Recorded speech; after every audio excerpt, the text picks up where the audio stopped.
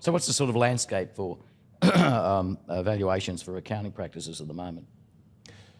Well, much like the rest of the small to medium enterprise sort of business market at the moment, it's become quite hectic.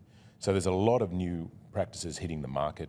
And so what you're seeing is the multiples across all of that is they're being depressed at the moment. And the reason is simply supply and demand.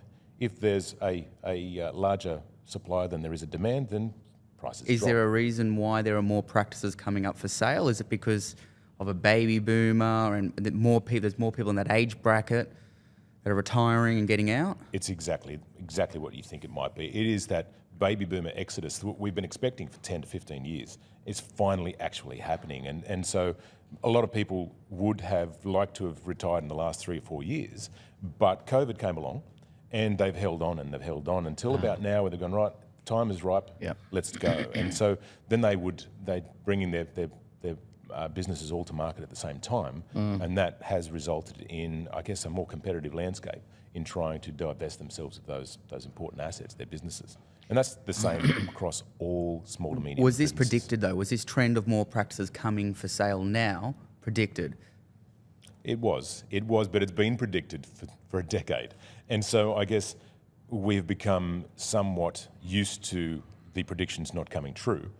And now they're finally actually happening. And so I guess it took a lot of business owners unawares because now they are stuck with what they have as their biggest asset, apart from maybe their family home or a few other bits and pieces. And now they need to try and divest themselves of that asset at a time when everybody else is trying to do the same thing. So on to financial planning practices. How are they being valued differently than accounting? Valued differently from accounting practices? Well, I guess they're both similar in that they have a couple of different valuation methodologies that are commonly bandied about. There's one that we'd call the industry rule of thumb, which is essentially the people or the players within that industry will often value their business on the basis of a revenue multiple. So, for instance, an accounting practice might be valued somewhere between 80 cents and $1.40 per dollar of revenue.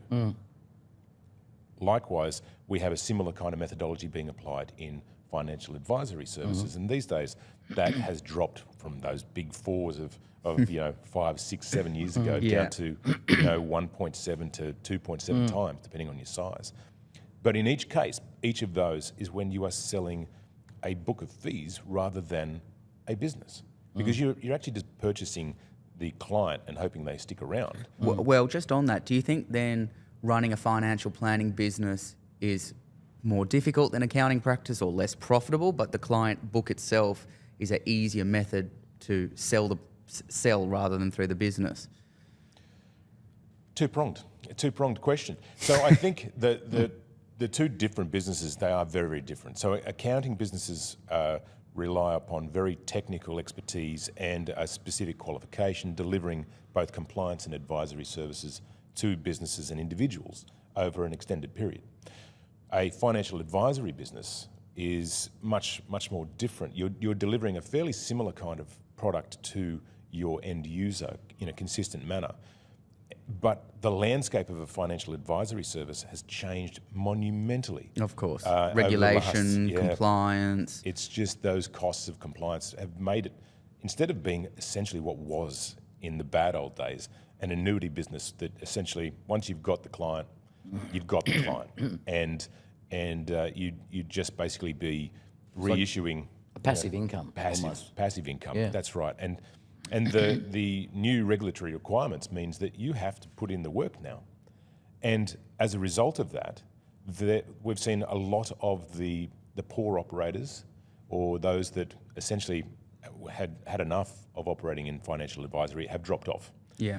And well, that's left stronger businesses in the market that are more profitable, have a better business model, and ultimately have a better service for clients, better advisory service. Well, soon you mentioned that, and we should ask Brett about the size of businesses, because that's, the multiple is involved, and that's quite different now, isn't it? It is, but it's not just based on that. So I guess what we were talking about a moment ago, the industry rule of thumb, that's about books of clients. Yeah. When you're looking at businesses, then we have to start looking at the risk of providing the services over time, not just the book of clients, but actually how do we deliver the service, do it consistently within our regulatory requirements and be profitable at the same time. So it starts being about their profitability and their risk. And so it's a different sort of story. If we start to look then at financial advisory services and say, right, well, what makes a larger or a smaller firm worth more or less, it comes down to risk. Okay, so it's about how profitable is it? Okay, that's your reward. So risk and reward. So we say, well, okay, now what are the risks? Smaller company, smaller business, they still have that regulatory requirement. They still have to hit those same requirements. But a smaller income, they're at a greater risk. So the fixed therefore costs are a much higher percentage of well, the fixed costs are, but it's also about the risk of compliance and risk of delivering the service is a greater risk to a smaller enterprise. And therefore, you will see what we would call an EBITDA multiple or an EBIT multiple, which is essentially a capitalisation rate, would show that it's riskier in a small business and therefore you get a lower multiple. All right. So a larger business will attract a larger multiple and therefore it is worth more. Because there's more clients in the book and there's less risk that if one or two leave, it's going to have less of an impact on the revenue. Is that ultimately what we're... That is when we look at the multiple. So on a book. So if we're looking at a book of clients, a larger book is worth more because you're able to actually not only service that book of clients as they are, but sell them additional services and various other things. But also your attrition rate, you can replace them more readily over time. And so that is where that risk is. On the business side of things, it's easier to run a larger book of clients within a business because you have a lower risk profile because you have more money. You more likely have better processes, you have better strategies in place, you have better people. And as a result, your overall risk is lower, so your overall value is proportionately higher.